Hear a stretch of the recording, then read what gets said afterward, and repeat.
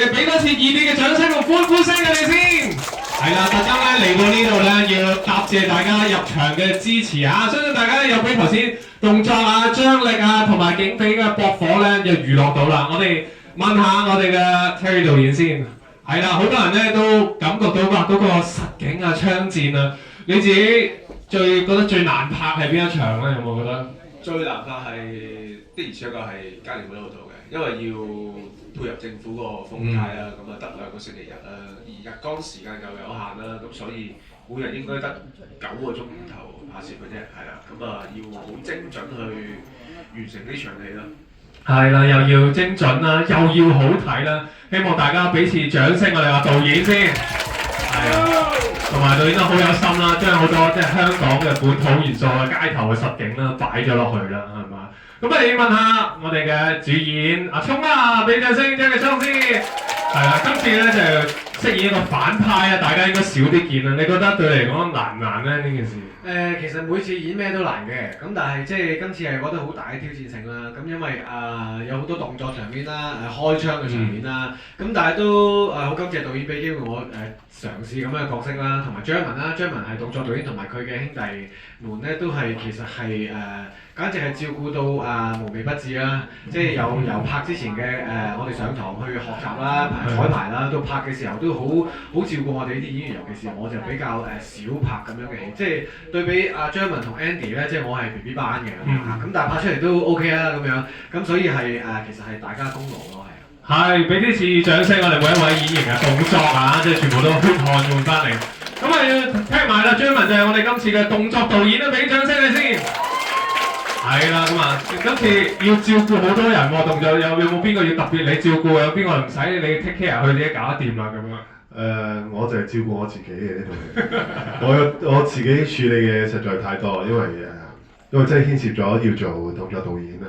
咁好多安排上啊，其實都幾緊張呢套戲。時間上啊，budget 上啊，所以喺呢套戲入邊都好長時間處於係一個究竟點樣拍咧？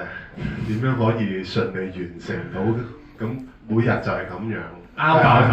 希望出到嚟真係大家會中意，同埋真係覺得值得入場睇，呢個錢係俾得值嘅。咁呢個係我哋成個團隊最重要做到嘅一樣嘢，希望可以做得到。我諗大家都好中意同埋覺得好值啊嘛，咁啊俾多次好大嘅掌聲啊你先嚇。好啦，跟住就係國光啦，阿老豆啦，今次都要照顧好多人啦，你個角色嚇，咁啊同邊個演員嘅合作你覺得特別深刻要分享下咧？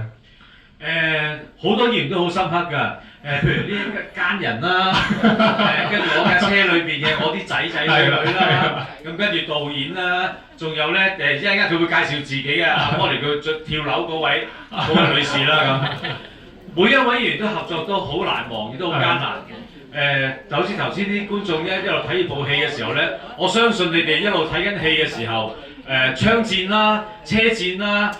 車戰，啱嘅，槍戰啦、車戰啦，所有呢啲咁緊張嘅動作場面一路睇嘅時候，大家嘅手心會出汗啦，會覺得好緊張啦，同埋頭先咧，我見到阿張文問呢套戲值唔值得，我見到好多人係不停咁樣點頭嘅，咁所以咧我自己身為呢一部戲其中一位有份參與演員咧。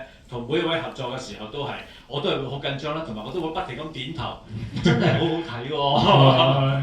咁好睇，值得俾大家一次好大聲歡呼聲係嘛？我哋每一下槍戰啦，每一劇情啦，每一對白啦，我都落咗好多心機，甚至乎一場跳樓戲啦，哇！我哋都落足心機，好多安全措施，好多嘢要兼顧嘅喎，係咪咧 ，Polly？係啊，我係喺入邊係俾人照顧過嚟嘅，因為我本身咧嗰場戲會跳天橋啦，咁其實本身有少少有畏高啦，所以我個心跳啦同埋腳啊手嗰啲其實喺度震緊嘅，不過大家睇唔到，即係手心真係流晒汗嘅啫，好似你咁樣講啦。咁但係我好好嘅就係因為 Jeremy 嘅團隊咧係非常之安全啦，即係俾到我一個好放心去做戲嘅，因為咧佢幫我 set 晒啲安全嘅 gear 啦，即係威亞，咁就話Polly你放心去做得㗎啦，我哋睇住你啦咁樣，咁就令到我可以好快完成到呢場戲，好順利咁樣進行咗，搞掂咗啦咁就。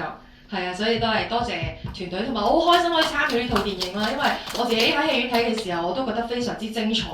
睇完之後，哇，好好熱血同埋覺得好爽啊，係咪啊？我哋都睇得好爽啊！嗱，頭先咁多觀眾點晒頭，應該咧有啲意見發表，有啲嘢想問㗎。好啦，今日咧預備咗啲少少嘅禮品送俾大家，就係、我哋咧衝鋒方面團隊嘅 poster， 咁啊，俾3秒大家諗下問題，然後舉手咯喎，諗好未？預備3、2、1，舉手！哇，好快喎！呢個哥哥，好，俾你哥哥問下先。我想問下張雲點解會咁多冷笑話咧？喺呢度變咗個重點喎，千一。